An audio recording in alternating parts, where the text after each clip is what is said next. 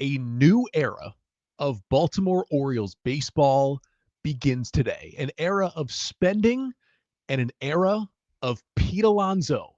We'll break down Mike Elias's biggest signing ever coming up on this episode of the Locked On Orioles podcast.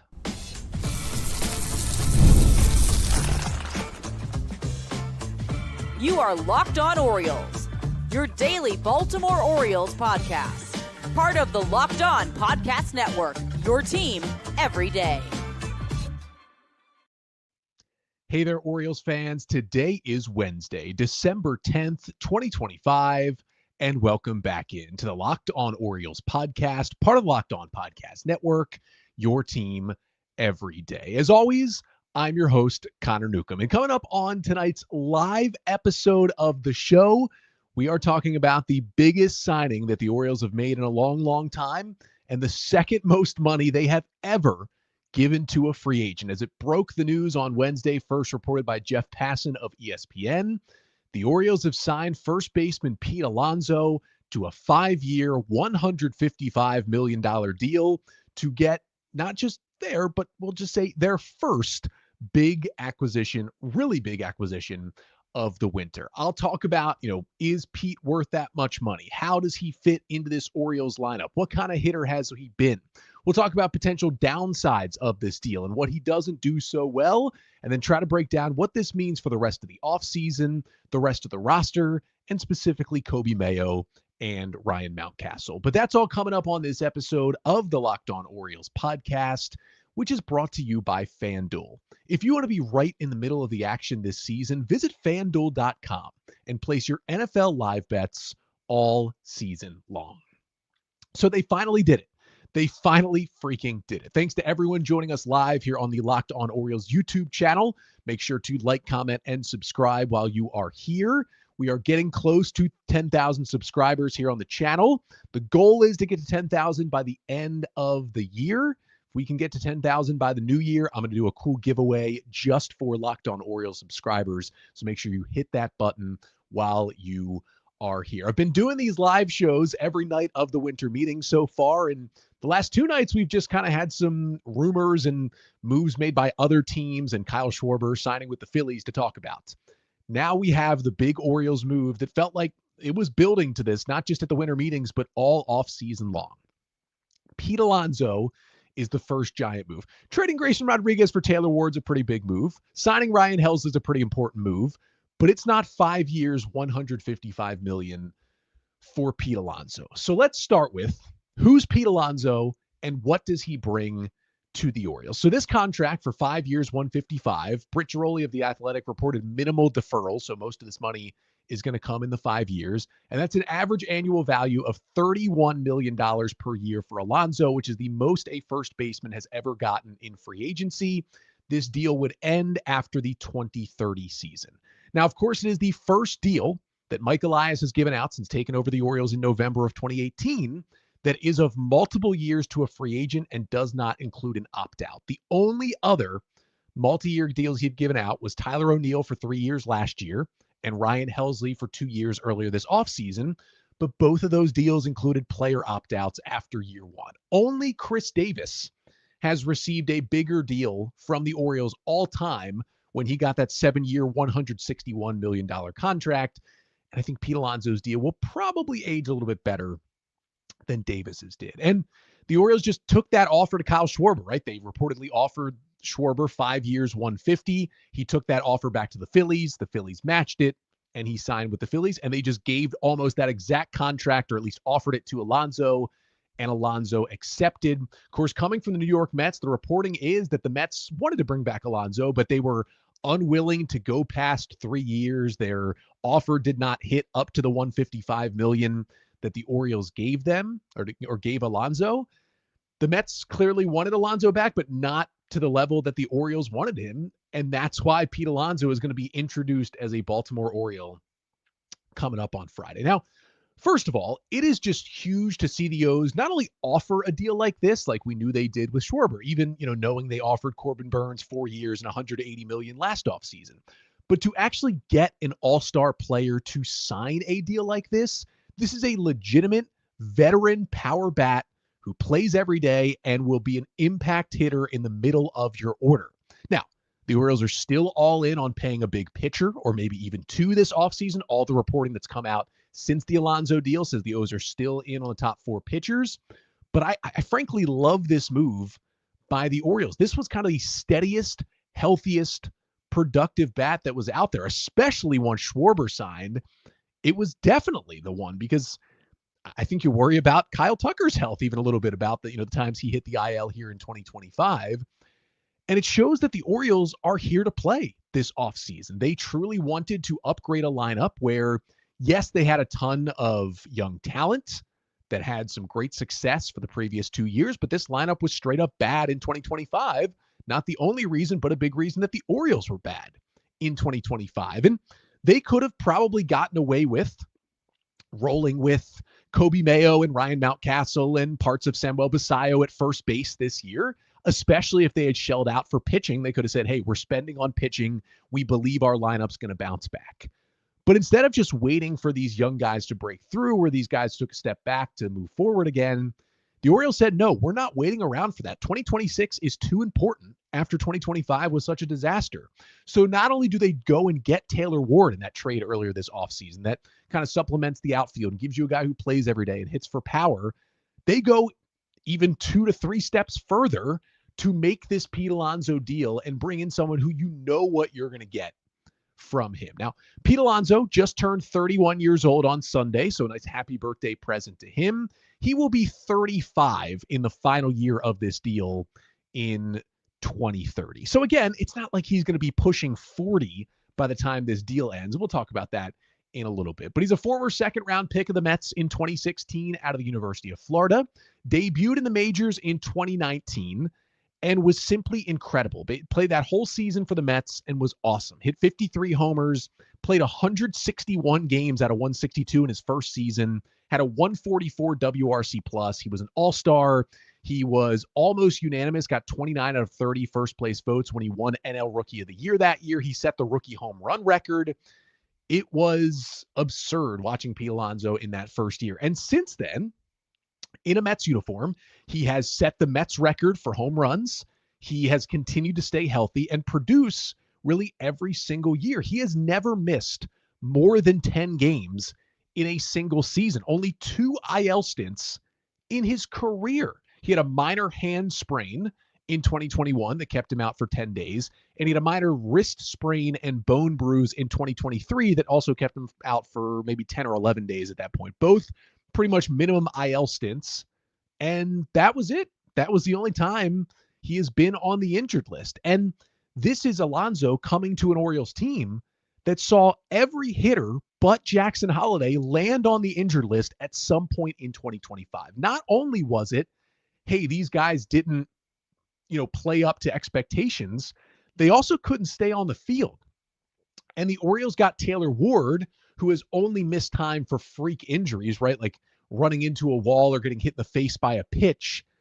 And now they get Pete Alonso, who hasn't even had the freak injuries. Like, he has just stayed on the field time and time again. It really does seem like, I think we had a comment in here somewhere saying, the Orioles are really focusing on guys who are going to post, guys who are going to be on the field, because they did not have that in 2025. And while I think they're also going for talented players, like, of course, Pete Alonso is, they've shown a want to get guys who are going to be on the field for him, who they can trust to not have these soft tissue injuries. And things are going to come up. Guys are going to get injured, especially as they get into their 30s. But Pete Alonso has a track record of being healthy. And you can be more confident in a position player than with a pitcher who has a track record of being healthy, staying healthy moving forward. Now, in terms of, what he's done lately, I mean, you look at his career, 7 seasons, over 1,000 games. He's a 253, 341, 516 hitter with a 132 career WRC plus, meaning over his entire career, he's been 32% better than a league average hitter. Solid walk rate, okay strikeout rate at 23%, but he's coming off one of his best seasons of his career in 2025. He was a free agent last year. He re-signed with the Mets with a deal that did give him an opt-out after 2025, and he did take that opt-out to hit free agency again. because he was so good this season. Pete Alonso in 2025, he was not quite the hitter he was in his rookie year in 2019, but was pretty close. He played all 162 games for the second straight season. He had a 141 WRC plus. He had 38 homers. He had a career high 272 batting average to go with a 347 on base and a 524 slugging. He was fantastic at the plate this year. Those 38 home runs, remember, the Oriole leaders, Westburg, Holiday, Gunnar, tied to lead the team with 17 home runs. Pete Alonso hit more than double that. Now, he did have his lowest career walk rate, but he also had his lowest strikeout rate since 2022. I mentioned the career high average. And if you take a look at the Baseball Savant page, I mean, it's sexy under the hood for Pete Alonso. If you're watching here on the Locked On Orioles YouTube page, like, here's a look at the Baseball Savant page for Pete Alonso. You can see everything from the exit velocity to the barrel rate to the hard hit rate. Like, it is up near the top of the league. 19% barrel rate, that's sixth in baseball last year. 54% hard hit rate was 11th. His bat speed over 75 miles an hour was 22nd. His average exit velocity, almost 94 miles an hour, was 7th. He had the second most hard hit balls in all of Major League Baseball, trailing just Vladdy Jr. last season. And all of those underlying numbers pretty solidly were career highs for Pete Alonso. So it's not just, hey, he's still doing this good. He actually leveled up at age 30 in 2025. And that tells me probably not as likely he would fall off a cliff here soon. Like, maybe he's still getting better. That's certainly possible. He's crushing fastballs, hit 307 with a 622 slugging against fastballs this year. And again, he posts and he bangs. Since the start of 2019, when he debuted, he leads the major leagues in games played. He's first in RBIs and he's third in home runs in that 7-year stretch. So, he's been a pretty even splits guy in his career, was actually much better versus right-handed pitchers instead of lefties in 2025, but it was more even before that. So maybe he's not like the big-time lefty masher, but you're going to see more righties than lefties. So that helps you out. And he's an everyday player, so you don't have to worry about as much what his platoon splits have looked like. For Alonso, he's going to hit third or fourth every day.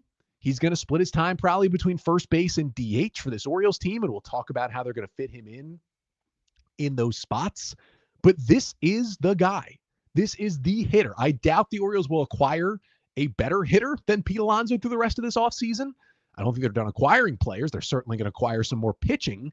But this is the hitter to, however you want to say it, to protect Gunnar Henderson, to take the pressure off guys like Adley Rutschman. Whatever it's going to do, it's going to give you a feared bopper in the middle of your order who hits bombs, who's feared by opposing pitchers, and plays every single day. Again, back-to-back seasons playing in all 162 games for the Mets. He is a different type of player. And the projections, they look pretty good. The Steamer projections right now on FanGraphs for him have a 126 WRC plus and 36 home runs for him. Feels a little low, but that would still be the Orioles' best 2025 hitter if you put those stats into this season.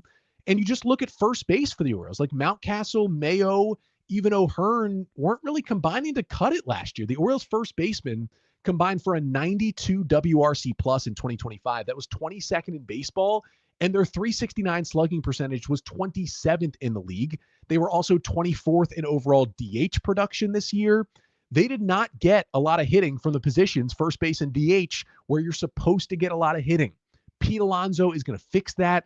He fits in the ballpark. StatCast says that he would have had 45 home runs last season if he had played all of his games at Oriole Park, whether he would have just had 36 if he had played all of his games at Citi Field in New York. And he sprays his home runs around the ballpark, which is nice because even though the O's did move the wall back in some in left field, it's still easier to hit the ball out to right field in Camden Yards. Pete Alonso has power to all fields. Of his 38 home runs he hit this year, 14 to left field, 14 to center field, and 10 to right field. There is not another, I would be hard pressed to find another power hitter in the game who spreads out his home runs across the diamond as much as Pete Alonso does. And if you put Alonso in this projected Orioles lineup, again, if you're watching here on the Locked On Orioles YouTube page, just kind of throwing up my first projection. Again, it could move around. You could not want Gunnar to hit leadoff, whatever it may be. But this is my first projection of what would be the general Orioles lineup if opening day was tomorrow. Gunnar at shortstop leading off, Westburg at third, Pete Alonso, first base, hitting third. Rutschman hitting cleanup, catching. Taylor Ward in left field, hitting fifth. Colton Cowser in center, hitting sixth.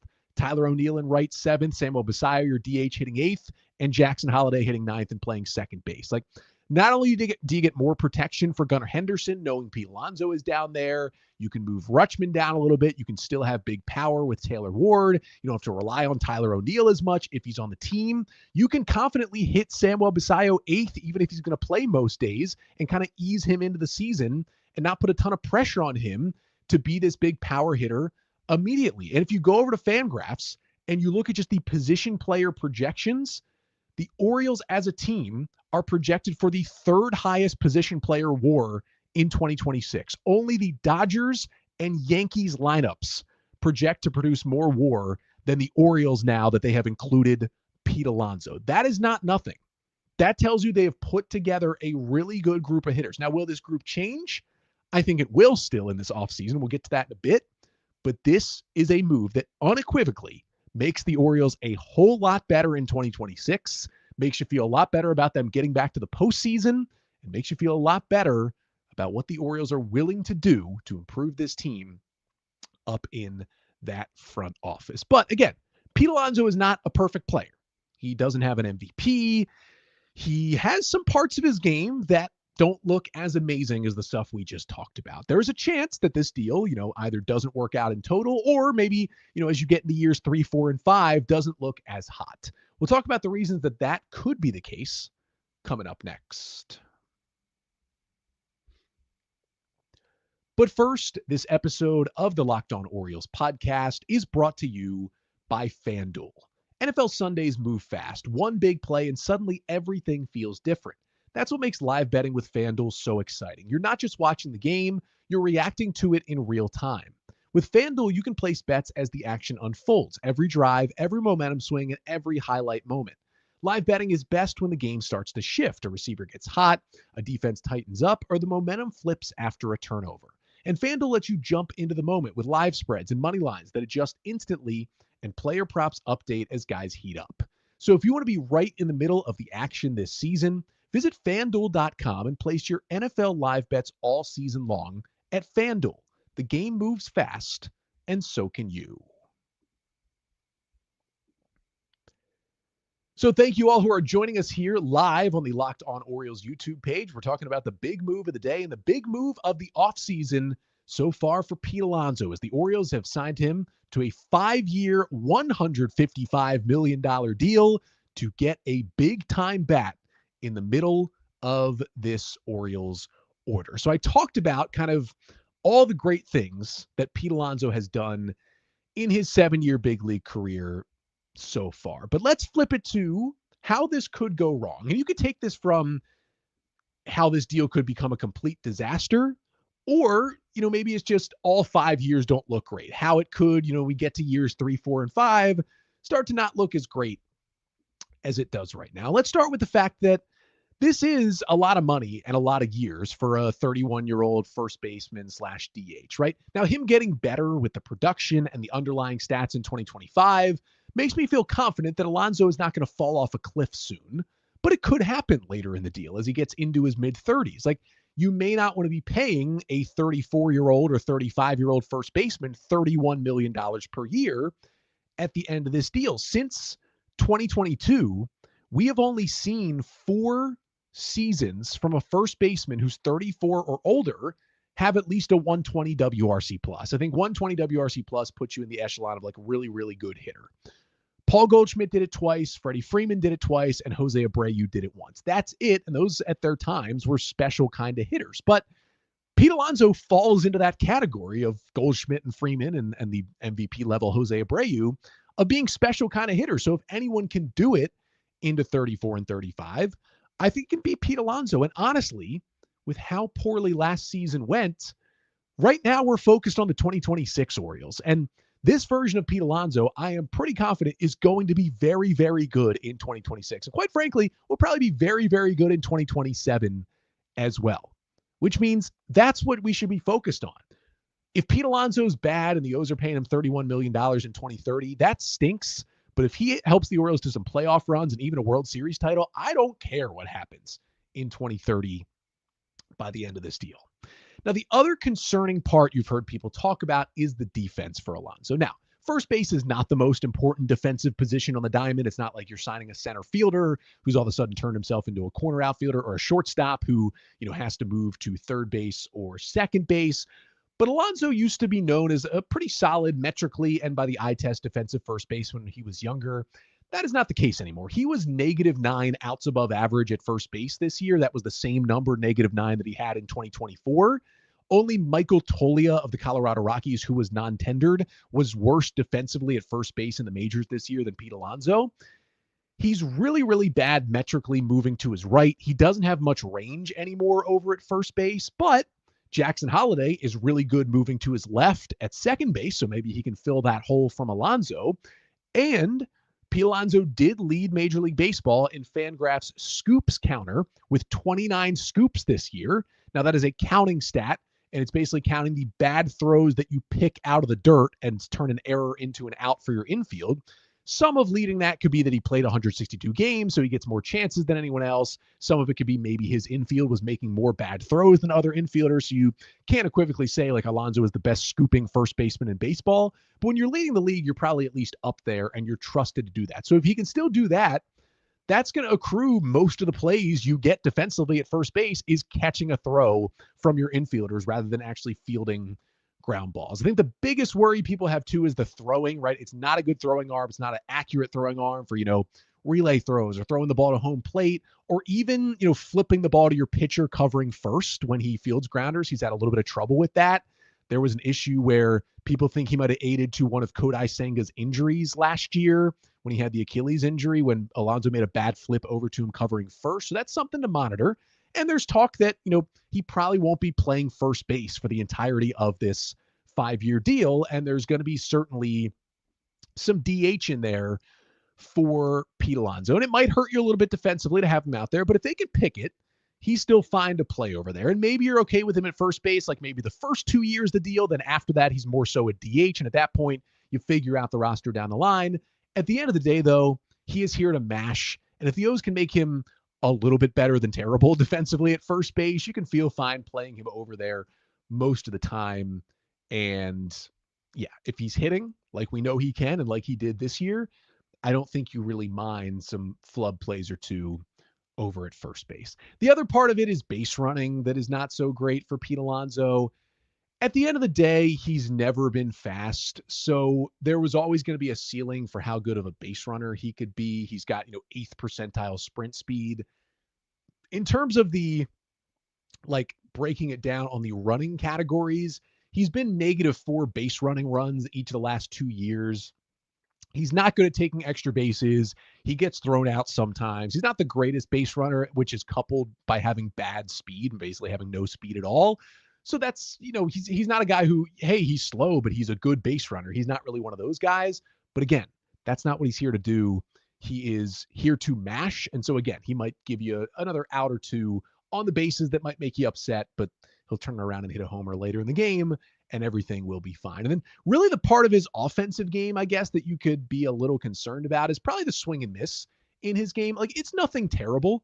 I flashed the Baseball Savant page once already. We'll throw it up there again. You can see the blue at the bottom of the page, right? The chase rate is around league average. The walk rate fell this year to only around league average. Strikeout rate and the swing and miss rate are a little below league average as well. It's not like it's terrible. It's not like it's crazy bad swing and miss, but it's not the greatest plate discipline in the world. It's not like Orioles player development level of plate discipline. Maybe that's something the O's, who have done a great job of recently, can help Pete Alonso maybe just get a little bit better with, but it's nothing concerning. I'm not scared of a guy with a 22.8% strikeout rate that he had this year, especially because he dropped it 2% from 2024, which is a nice sign for Alonso. It's kind of all of his offense got better. Those things have been better some years, but they're fairly consistent with earlier in his career. He's just gotten a little worse across the board in plate discipline. You would worry if those numbers do continue to get worse. That's a way where this deal could start to look bad, even on the offensive end as we get into years 3, 4, and 5. But for now, with what he's doing in terms of making impact with the baseball, he's going to age okay. Like the bat speed and the hard hit rates are so good that even as he starts to age into his mid-30s and he loses a little bit of bat speed or loses a little bit of hard hit rate, he'll still be at a good level because he's starting at an elite level at age 30. That is a good sign for the aging process of Pete Alonso. So Pete is here. What does it mean for the rest of the Orioles team, roster building, off-season moves? Let's get to that to finish off the show coming up next. But first, this episode of the Locked On Orioles podcast is also brought to you by Gametime. The World Cup is coming back to North America for the first time since 1994. With 48 teams for the first time ever, it's going to be massive. But let's be honest, getting tickets is usually the hardest part. That's why the Gametime app is clutch, finally giving fans a real advantage when it comes to snagging seats. With Gametime, you can track price drops in real time, get alerts when great seats open, and buy tickets the moment they hit the app. It puts the power back in your hands and makes going to the World Cup realistic instead of impossible. You pick up a game, you tap a section, you have your tickets locked in within minutes. No confusion, no hunting for the fine print, and the prices and the fees, they're included up front. No last-second surprises at checkout. So take the guesswork out of buying World Cup tickets and every match, concert, or event with Gametime. Download the Gametime app, create an account, and use code LOCKEDONMLB for $20 off your first purchase. Terms apply. Again, download the app, make an account, and use code LOCKEDONMLB for $20 off. Swipe, tap, ticket, go. Gametime. So before we talk about how the rest of this Orioles roster will shake out, do got to tell you about the Everydayer Club. Thank you for making Locked On Orioles your first listen of the day. Thank you for being here on the YouTube channel, here live, talking about Pete Alonso. And thanks for making Locked On the #1 sports podcast network. You already live your team every day. Now you can take it up a level and go ad-free. Join the Everydayer Club today and get Locked On Orioles with no interruptions. Get access to our members-only Discord and more, all for just $5 per month, or to save a little money, $50 per year. Just go to lockedonorioles.supercast.com or check the link in the show notes to learn more. Again, that is lockedonorioles.supercast.com to join the Everydayer Club. And did Locked On Orioles make your Spotify Wrapped? If you prove it on social media, you can secure a free month of the Everydayer Club. Just tag our national Locked On Podcast Network account on any social platform, and we'll drop you a code. So be one of the first to join the Everydayer Club to get that ad-free access and exclusive access to the members-only Discord channel for Locked On Orioles. So let's talk about what this does to the Orioles' offseason plans and what this does to the Orioles roster. Now, there's already reporting, as I mentioned, that the Orioles are not done. The Orioles are targeting pitching. Even Mike Elias said last week they have the money to get a big bat and a big arm in free agency. They were still reportedly in on all of Ranger Suarez, Framber Valdez, Michael King, and Tatsuya Imai, the top 4 free agent starting pitchers. There were also reports from Ken Rosenthal in The Athletic on Tuesday night that the Orioles are talking with the Marlins about an Edward Cabrera trade. More on that on tomorrow's episode with how he would fit there. But the goal, I think, would be on the pitching side, 2 more starting pitchers and probably 1 more relief pitcher to add to the team.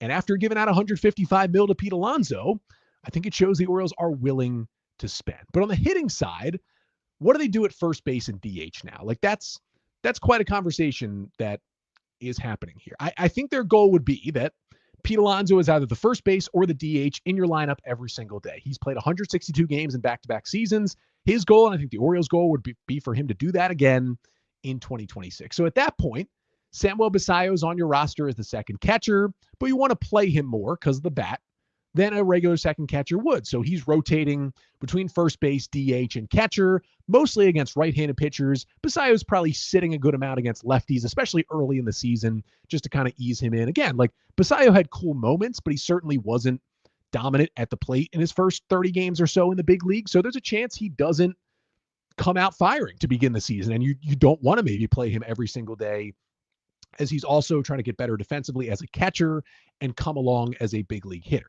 Now, you're also going to want Adley to not just catch every time he's out there. You're probably going to want to DH him some.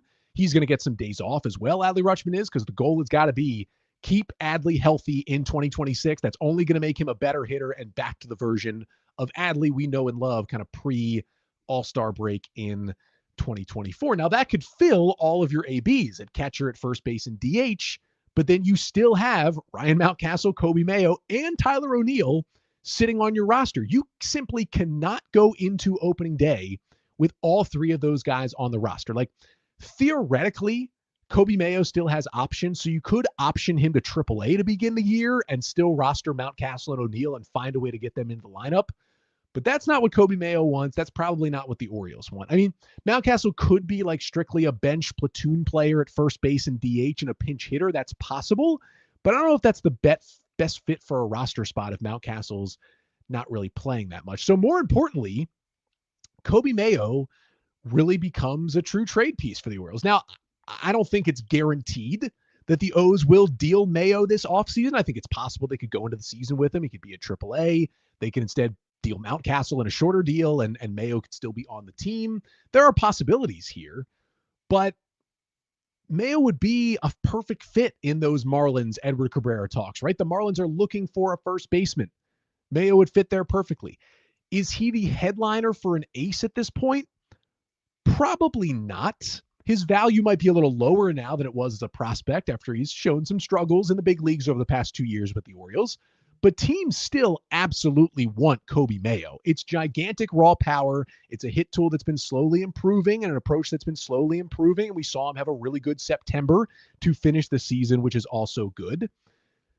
But Mayo just really has no long-term future at this point with the Orioles. Like, he could certainly be on the roster in 2026, especially if Mountcastle's not on it. You could find a way to fit him in there, but there's no path to regular playing time for him. It would just be as a part-time player. And at that point, you'd probably be looking to trade him again at the deadline or next offseason. Like, the long-term plan is not there. So at some point, he's going to be dealt. Again, not guaranteeing it's going to be this offseason, but it would make sense as the O's are in these talks for starting pitchers that Mayo's going to be dealt because he's not a third baseman anymore. He can't play that position. He is a first baseman. Could he play the outfield? It's something that Eric Longenhagen at Fangraphs has talked about a lot. It's something I'd be interested in. He does have a cannon for an arm. He is fairly athletic. The O's like right-handed hitting outfielders. Is it too late to make that move? It might be. It's something you probably would have done in the minor leagues, but he'd be a lot better positioned to be on the team probably right now if he had some ability to play the outfield. But if you did trade Kobe Mayo, you could have this lineup I mentioned. Again, let me throw it up on the screen here for people watching here on the Locked On Orioles YouTube page. You could have this lineup: Henderson, Westberg, Alonzo, Rutschman, Ward, Cowser, O'Neill, Basayo, and Holiday. And then you would probably put together a bench of Ryan Mountcastle, Dylan Beavers, Leody Taveras, and either Jeremiah Jackson, or I could see the Orioles bringing in another utility infielder type to kind of replace Ramon Arias. That would be your four-man bench. You could play Ryan Mountcastle against lefties, like in this lineup right here. You'd probably sit Basayo. You'd play Mountcastle at first, and Alonzo would DH against a lefty. In terms of getting, Dylan Beavers in there, you definitely want to sit Tyler O'Neill against some righties, not just to get the platoon advantage, but also to give O'Neill some rest so he stays off the injured list. So that, I think, would give a good chunk of playing time to Beavers in his first full season, and he would obviously be a little, well, maybe not, maybe a little better defensively than O'Neill. It's actually not as big of a difference as you would think. Leody Taveras would purely be your defensive replacement outfielder. If you started an outfield of Taylor Ward, Colton Cowser, Tyler O'Neill, you would probably be using Taveras late in games, probably every single game. He'd go to center, Ward or Cowser would go to left, and then you just find out who's better in right, Ward or O'Neill, and they would stay in the ball game. Or maybe even Jeremiah Jackson would come in and play right field. He got better and better out there at that position. He'd be your utility infielder who'd give guys days off when they need it. And that is how you could play that lineup with Mayo gone, but Mountcastle still there. But I still think there's going to be some moves made, like trying to dump Tyler O'Neill, I think is possible. Could you eat the money, add in a prospect, and trade him to the Royals for a pitcher? Right? The Royals are looking for outfield help. They'd have O'Neill for 2 years. They wouldn't have to pay a lot of the money because they are a smaller budget team. That would free up that spot and allow you to, play a little more Dylan Beavers, be a little more flexible with the DH position. Because if O'Neill's going to play, he's going to get some days off, but you probably want to DH him a little bit too to keep him healthy and not have him just be in right field. He really, with Alonzo, O'Neill's an even weirder fit on this roster right now. So I think they're going to try to see if there's any takers for Tyler O'Neill that they can try and get. You know, it gives you more playing time for Beavers, or gives you an ability to, if you traded Tyler O'Neill, to bring in, you know, a better good defensive center fielder than Leody Taveras is, like a Brenton Doyle or a Jake Myers type, and they could be your everyday center fielder. Cowser's in left every day, and then Ward's in right every day, and you're essentially just throwing Beavers in there when you can, or even Beavers gets moved in a trade to get an ace starting pitcher, and then that gives you a little more outfield opening, and you can play around a little bit with a center fielder. Like, I think Alonzo is going to be the best hitter the Orioles acquire this offseason, and I do think they're going to acquire some more pitching, but I don't think they're done making moves with the hitters, because this lineup right now is good, but also the roster construction is just a little off. There's too many guys with either some injury concerns or more so just not enough flexibility. There are two center fielders since they signed Taveras, but are you banking on Taveras even being good enough to be on the roster? Are you fine with Colton Cowser being your everyday center fielder? That's kind of how this lineup shakes up now. Are you cool playing both Taylor Ward and Tyler O'Neill in the outfield at the same time? That's a big question. How do you shuffle around Mayo and Mountcastle with Alonzo here? There are still some big questions that I think with other moves, probably trading those guys away to help get pitching, are going to be sorted out. And I'll tell you what, this was an awesome move for the Orioles, a big move that shows they're here to play, but they are not done. And whenever those next big moves coming, make sure to come right back here to the Locked On Orioles podcast, and we will have all of your coverage. Sorry that the live show was a little bit later than the move was actually made. As many of you know, I work a full-time 9-to-5 job. It's tough to do a live show in the middle of the day when I'm working my job, but hopefully 5:30 gave me enough time and gave you all enough time to, if you had to get home from work, tune in here live on YouTube. And of course, thank you to everyone who is watching after the fact, Spotify, Apple Podcasts. Leave a 5-star rating and a review if you can. Follow the show, subscribe to the show, tell your friends. We've got a really, really fun Orioles offseason coming up, and you're going to get all the coverage here, right here on the Locked On Orioles podcast. I will be back tomorrow. We're going to talk more Orioles rumors. We're going to discuss the fact that the O's are talking with the Marlins about Edward Cabrera. What would he bring to the Orioles? We'll talk about the guys the O's lost in the Rule 5 draft on Wednesday. One of my favorites, Carter Baumler, was selected by the Pirates, then traded to the Rangers. We'll talk about that. And I'm sure we'll get some more interesting news happening around the Orioles in their pursuit of pitching. That's all coming up. It'll be another evening episode. TBD if it's live or not, but it will come out around this time on Thursday. Thank you to everyone who tuned in live. Hopefully we have some new fans here, new subscribers. Make sure you stick around for the rest of the offseason, including Thursday night. But until then, I'm Connor Newcomb, and this has been the Locked On Orioles podcast, part of the Locked On Podcast Network. Your team every day.